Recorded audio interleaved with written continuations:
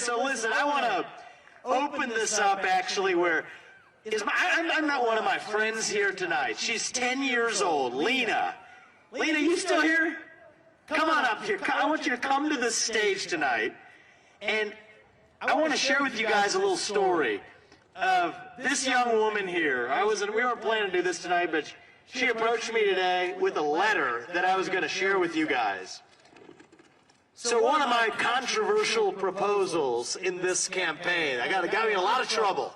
Where's Kelly Koch in Dallas County? Where is she?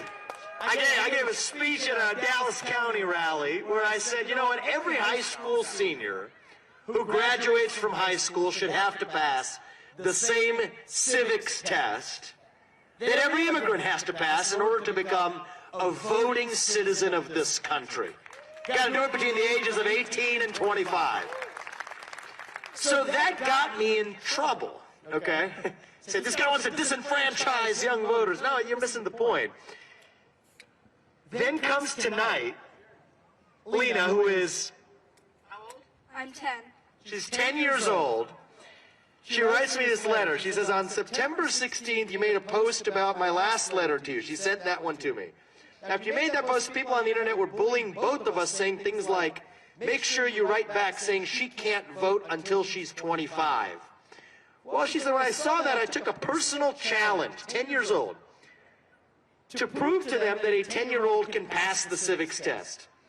On September 27th, a week and a half after that, I took the written civics test with 8th grade social studies teacher and got 100% right at the age of 10. And she did it for me. She said, I did this as my gift to you to prove that a 10-year-old can do it. And I'd be willing to tell other people that I did it too. How about that? Let us give young Lena a round of applause. We're so proud of you. And then she's an entrepreneur. Made how many money did you say you made in a month? A few thousand? I made once I made $1,000 in a day. $1,000 in a day selling rabbits at the age of 10. So give her a round of applause. You give us hope. Thank you. Thank you. That made my day coming in. We got these truth hats. Anybody not get one yet?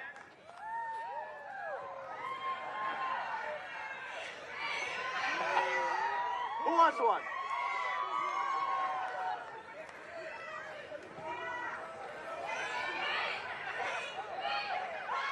There you go. We're going to speak the truth tonight. So I'm going to skip the usual political BS. All right, we're going to get right into it tonight. We are in the middle of a kind of war in the United States right now, actually. And you cannot win a war unless you know that you're in one. It's not a war between black and white, as the media would teach you to believe. It's not a war between man and woman, or even Democrat and Republican, not really. It is a war between the majority of us in this country who believe that all men are created equal, endowed by their Creator with certain inalienable rights, among these life, liberty, and the pursuit of happiness. Between those who believe in Martin Luther King's creed that you get ahead in this country not on the color of your skin but on the content of your character, who believe that you get to speak your mind freely as long as I get to in return, because the path to truth runs through free speech, who believe that the American ideals that I just named are the greatest ideals to form the backbone of a nation in human history, and that we should not apologize for it. That majority of us, and a fringe minority in this country on the other side of this war, who believe that your identity is based on your race, your gender, and your sexuality. That if you're black, you're disadvantaged. That if you're white, you're privileged. No matter your economic background or your upbringing, your race, your gender, and your sexuality determine who you are and what you can achieve in life. who believe that the remedy to past discrimination is present discrimination, to use the words of Ibram Kendi, that the remedy to present discrimination is future discrimination, who believe that we have to abandon carbon emissions in this country even as we shift those same carbon emissions to places like China, who believe in using our military, that we must use it to protect somebody else's border even when we cannot use it to protect our own border in this country, who believe that if you disagree with any of these ideas, you're automatically deemed a racist or a xenophobe or a homophobe or a transphobe or a climate denier, at a time when there is no greater damnation in modern America than to be called a racist or a climate denier. So when given the choice between pledging allegiance to this new religion and being tarred with that scarlet R, everyday Americans are choosing to shut up, sit down, and do as they're told. That is the other side of this war. Now, I've got good news for you. I've traveled this country. I've been to a majority of the states in this union in the last several years, through this campaign, through my book tours, and I can tell you with 100% conviction that most of us in this country are on the right side of this war. Democrat or Republican, black or white, it doesn't matter. But here's the bad news. The other side is winning this war. And the question we're going to talk about tonight is why? So you got to understand that. And this is where I go to the part where the political consultants, they tell me not to do this part. They say it's too confusing. You can't trust the people with this. Keep it simple. Dumb it down. I'm done with that. We're moving to the actual truth. For the rest of this campaign, I'm done with it. I'd rather speak the truth and lose this election than to win by playing some poll-tested snakes and ladders. So we're going to get real. What happened when I saw this story unfold, it actually started in the fall of 2007 into the 2008 financial crisis. That's when I got my first job in New York City at a finance firm on the eve of the 2008 financial crisis. That was interesting. What happened was, after a bunch of those big banks failed, after taking risks they shouldn't have been taking, they used our money, taxpayer money, to bail out those big banks. And the old left was upset about this. Occupy Wall Street, turned out they ended up occupying Wall Street. They had a demand. They said, we're going to take that money from those wealthy corporate fat cats and redistribute it to poor people to help poor people. Agree or not? That's what the old left had to say. But right around that time, there was the birth of this new weird little strand of the left at the time that said, no. The real problem in this country isn't economic injustice. It isn't poverty. It is racial injustice and misogyny and bigotry and climate change. And guess what? That presented an opportunity to Wall Street in this country. Because if you're Wall Street, Occupy Wall Street is a pretty tough pill to swallow. But the new woke stuff, it's actually pretty easy. Put the token minorities on your boards. Muse about the racially disparate impact of climate change after flying on a private jet to Davos. It's pretty good work if you can get it. But they didn't do it for free. They expected the new left to look the other way when it came to leaving their own corporate power intact. And it worked masterfully for both sides. See, it was an arranged marriage between two strange bedfellows. It is not an arranged marriage of love. It is more like mutual prostitution. And the net result of that act was the birth of a new monster, a new woke industrial complex that's far more powerful than either big government or big business, because it's a hybrid of the two that together does what neither can alone. So that was the Wall Street version of it. But it turned out the same thing was playing out in every sphere of our lives. Look at Silicon Valley, right around the same time. What did they say? We will censor hate speech and misinformation as you, the old left, define it. Because remember, the old break-up big tech, that used to come from the left. So they said, no, we'll censor what you want us to censor, but we won't do it for free. we expect the new left to look the other way when it comes to leaving our monopoly power intact. And again, that trade worked masterfully for both sides. The rest of corporate America said, okay, that's working pretty well. So if you're Coca-Cola, the old left used to criticize you for diabetes and obesity in the black community. Well, what did they say? We're going to talk about new voting laws in Georgia that make us sound more like a super PAC than a soft drink manufacturer. But we expect the new left to look the other way when it comes to spreading diabetes and obesity in that very black community that they supposedly profess to care so much about. So that's just corporate America then. You go to other institutions in American life. Look in the last few years at K through 12 education. Locked down public schools in this country for 2 years, leaving our kids holding the bag. And then what do you have the teachers union say? They say that now, last year, math is racist. 2 + 2 = 4. Now, that's not racist, but what might be inequitable is failing to teach those kids in the cities how to do math.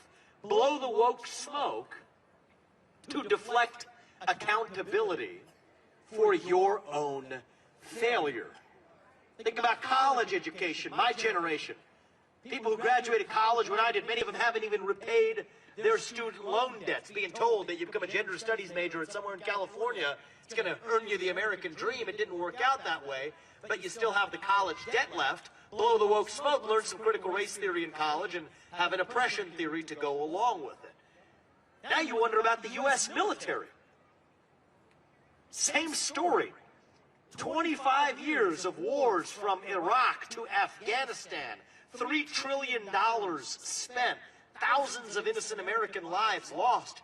To what end? The Taliban is still in control. In Afghanistan, we have a hostile regime. Now in Iraq, vulnerable to Iranian incursion. What does General Milley want to talk about? White rage and systemic racism. See, it's a deflection game from one institution to another. Wall Street to Silicon Valley, to our public schools, to our colleges, to even our own military.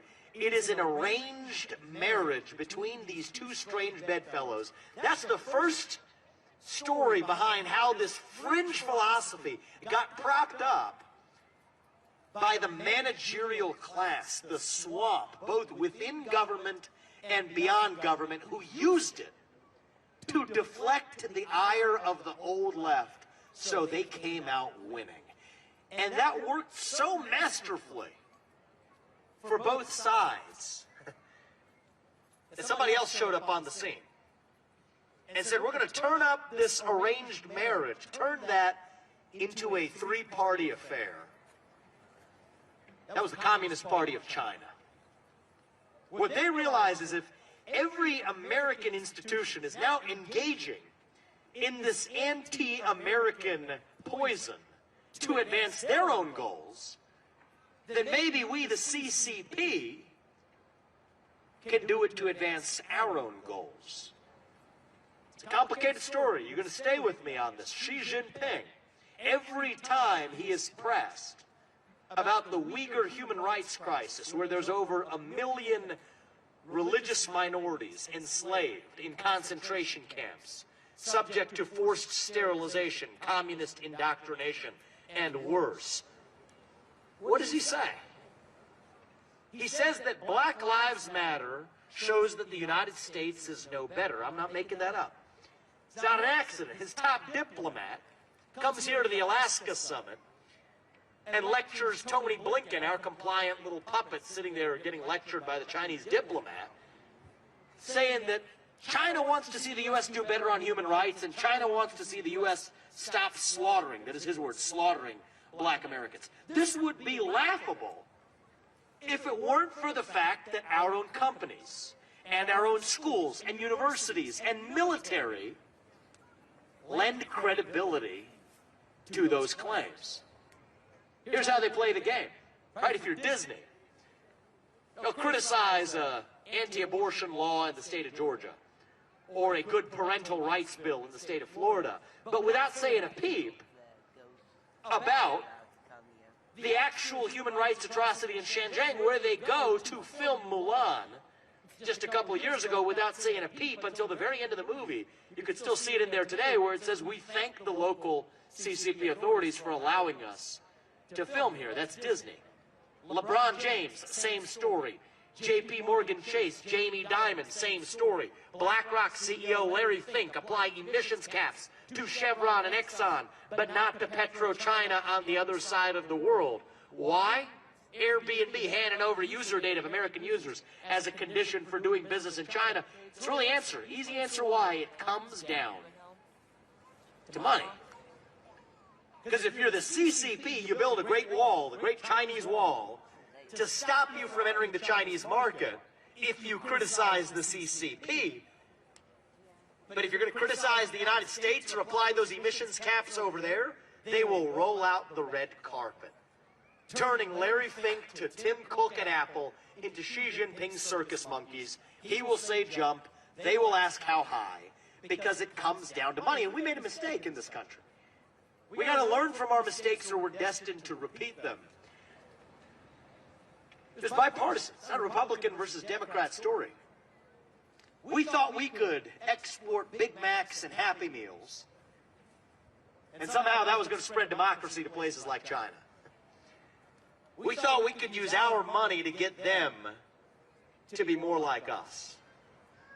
But they did us one better. They realized they could use access to their market, their money, to get us to be more like them. It was actually one step worse than that. They realized they could use our money to get us to be more like them.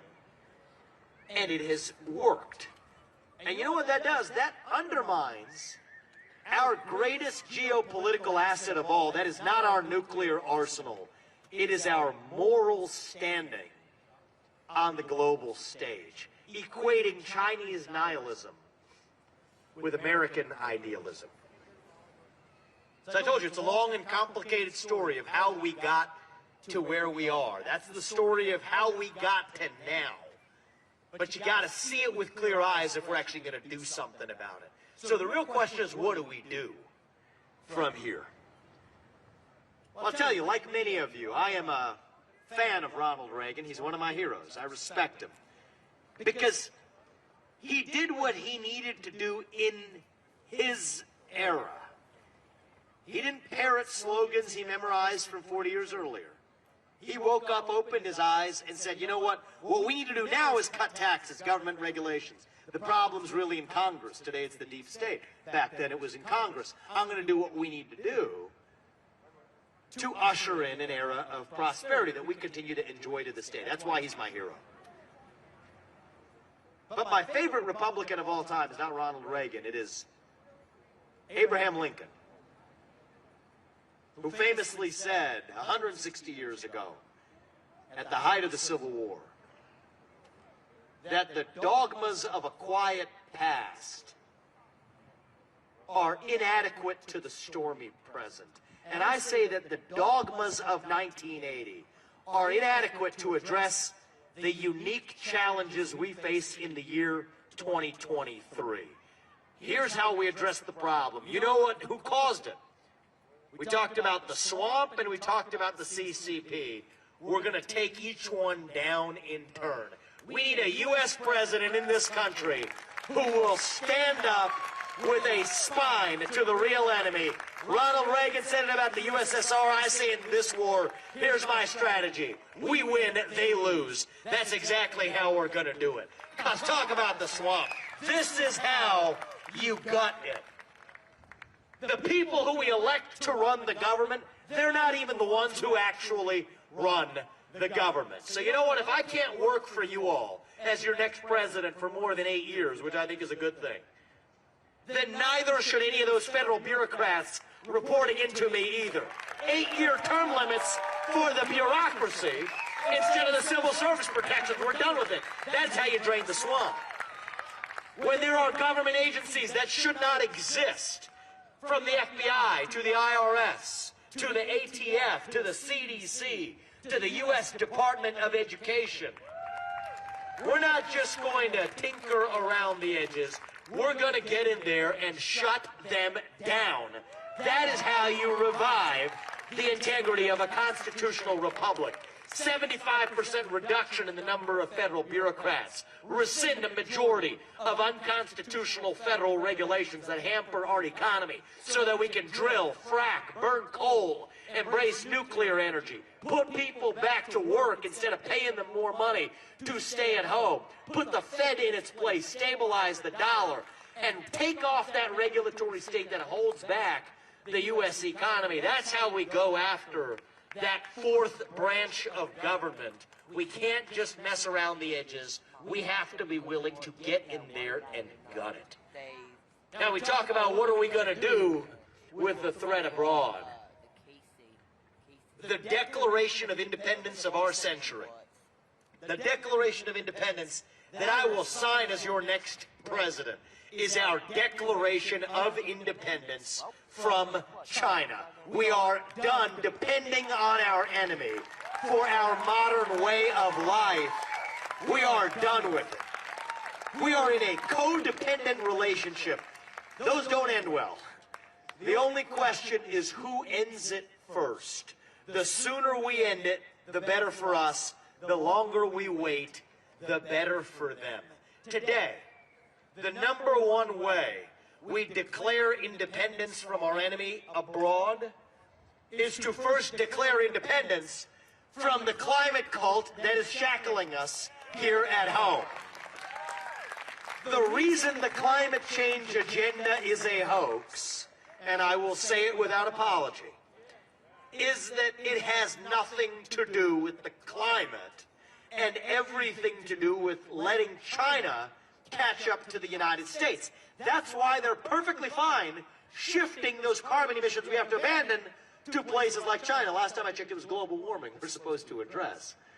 That's why the very people who are against carbon emissions in the United States are also against nuclear energy, the greatest form of carbon-free energy production known to man, because it might be too good at solving the problem. Which is why China's the only country that has a Gen 4 nuclear reactor while we're still stuck with Gen 2 in this country. Abandon the anti-carbon agenda, unleash the shackles here at home. But it's not just that. We'll go one by one. Independence from the semiconductor supply chain in Taiwan, which China is almost surely going to invade or annex unless we stop them with a president with the spine. Have to produce semiconductors in this country, the little chips that power our phones, to those lights that are blaring in my face right now. That's how we actually declare true independence in this country, our pharmaceutical supply chain.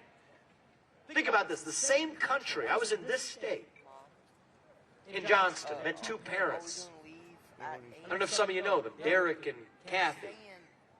They lost their son, Sebastian, to a pill of Percocet that he took on Snapchats where he bought it. Except it wasn't Percocet, it was laced with fentanyl. They didn't know it. Where did that fentanyl come from? It comes from Wuhan, China, the ingredients to the Mexican drug cartels that they're pumping across our southern border. Now, you want to think about this with me, folks. The same country that is going to poison the illegal pharmaceutical supply chain coming across our southern border, you think in the case of a conflict they're not going to poison the legal pharmaceutical supply chain, which 95% of the medicines in our medicines cabinet come from a supply chain beginning in China? Give me a break. The same country that literally made a man-made virus in a lab before unleashing hell on the world with a global pandemic. You think that country isn't going to be the one in a conflict that poisons the 95% of over-the-counter pharmaceuticals that we depend on for China? Give me a break. We have to have pharmaceutical independence in this country. Our defense industrial base. You can't make this stuff up. Our F-35 jets, the military equipment we build for our own U.S. military, depends on China to provide its parts. God forbid we're in a conflict scenario with China. You think they're going to feed us the military equipment we're using to fight them? Give me a break. We have to think about what is unique about the moment we're in. We never depended on the USSR in the middle of the Cold War for our military equipment, or for the medicines in our medicines cabinet, or for every other, from the shoes on our feet to the phones in our pockets. That's what it means to actually declare independence in this country. Now, I'll be very honest with you guys. Not a politician, all right? So I said it, I mean it. I would rather lose this election and speak the truth than to win by playing some political game. So I'll be very frank. Is there going to be some sacrifice involved, some little inconvenience in cutting that cord from China? There could be. We're going to make that as small as possible. We're going to onshore to the United States. We're going to enter relationships with Japan, South Korea, and Australia, and India. And I'm not just saying India because, you know, but everybody, all the people who are allied with us. We're going to make this doable. But will there be some inconvenience? It could happen. But we can make a sacrifice if we know what we are sacrificing for. That is this thing we call the United States of America. And the question when we want to win that war is this. First thing is you got to know you're in a war to win one. We're in a war at home in this country. But we need a general today who's going to lead us to victory, who hasn't been wounded by that war. Somebody who comes from a different generation to lead the next generation, to answer what it even means to be an American today. How do we revive our missing national pride in the United States of America? 60% of young people today say they would sooner give up their right to vote than to give up their access to TikTok. I'm not making that up. 25% recruitment deficit in our U.S. military. I'm 38 years old. I'm the youngest person ever to run for U.S. president as a Republican. And I can tell you, thank you. I'll tell you something. You know what's going on with young people? It's going on with all of us, actually. It's definitely people in my generation. Is that we're lost. We're hungry for a cause. We are starved for purpose and meaning and identity at a time in our national history when the things that used to fill that void, faith in God, belief in country, patriotism, hard work, family, these things have disappeared at the same time. And when you have a vacuum in your heart, a black hole that runs that deep, that is when the poison fills the void. See, for a long time we have been running from something, but now is our moment to say, what are we running to? We're running to our vision of what it means to be a citizen of this nation. What does it mean to be an American? It means we believe in the ideals of the American Revolution. Free speech and open debate, meritocracy, the pursuit of excellence, that you get ahead in this country, not on the color of your skin, but on the content of your character and your contributions. It means we believe in the rule of law. It means that the people who we elect to run the government are, yes, once again, the people who actually run the government. That we, the people, create a government that is accountable to us, not the other way around. That we, the people, sort out our differences through free speech and open debate in a constitutional republic, not in the back of palace halls in old world England, not in the back of BlackRock's corner office, not in the back of three-letter government agency buildings. No, that we, the people, create that government accountable back to us. That is what it means to be an American. See, we were taught to celebrate our diversity and our differences so much that we forgot all of the ways we are really just the same as Americans, bound by that common creed, that common set of ideals. E pluribus unum means from many, one. We are not as divided as we're taught to believe. 80% of us in this country believe in those American ideals. We might disagree on corporate tax rates being high or low, or ivermectin treating COVID, and those are details. But on the basic rules of the road, most of us agree on it. And half the 20% are people younger than me who never learned those ideals. We're going to bring them along too. But we're taught to believe we're divided. Why? Because that works for the people who are in power. Divide and conquer. Turn on your social media, your cable news. That's what you'll see. And here's the ticket. You want to know how we fix that problem? Close the gap between what you'll say in private and what you'll say in public. You want to know how well we're doing as a country? It's not the number of green pieces of paper in our bank accounts. It's not the number of ballots we cast every November. It is the percentage of people who feel free to say what we actually think in public. Right now, we are doing poorly. The only way we're going to fix that is all of us, not just me, all of us, starting to speak openly again. And you know what? Fear, it has been infectious in this country. Spread like an epidemic. But courage, it can be contagious too. It just takes more of us willing to step up and actually show it. That is what this campaign is about. It's not about Republican versus Democrat, black versus white. It is about closing that gap. Speaking the truth, not just when it is easy, but when it is hard. Speaking in public what we'll say at the dinner table. Speaking the truth with a spine without apologizing for it. That's what we're doing tonight. We're speaking the truth. God is real. There are two genders. Fossil fuels are a requirement for human prosperity. Reverse racism is racism. An open border is not a border. Parents determine the education of their children. The nuclear family is the greatest form of governance known to mankind. Capitalism lifts us up from poverty. There are 3 branches of government, not 4.